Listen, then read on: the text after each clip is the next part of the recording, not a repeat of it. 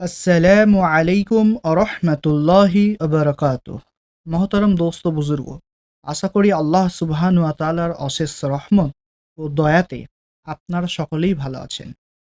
ভারতীয় উপমহাদেশ যেসব বুজুর্গ মনীষীকে পেয়ে ধন্য হয়েছিল তাদের মধ্যে অন্যতম হলেন হজরত শাহ অলিউল্লাহ মুহাদ্দিস দেহলভী রহমতুল্লাহি আলাইহি।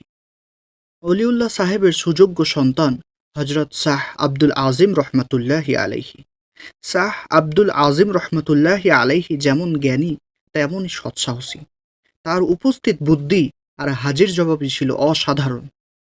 একবার এক অমুসলিম শাহ আব্দুল আজিম রহমতুল্লাহি আলাইহির কাছে কাঁচা রং দিয়ে আঁকা একটা মানুষের ছবি নিয়ে এসে বলে, এটা হজরত মোহাম্মদ সাল্লাল্লাহু আলাইহি ওয়াসাল্লামের ছবি।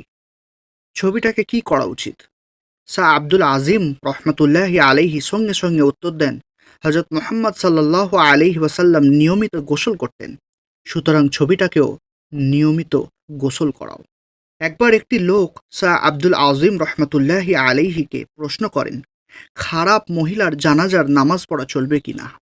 তার তাৎক্ষণিক জবাব তিনি দিয়েছিলেন যে, তাদের পাপে শরিক থাকা পুরুষের জানাজা যদি মানুষ পড়তে পারে তাহলে তাদের বেলায় চলবে না কেন।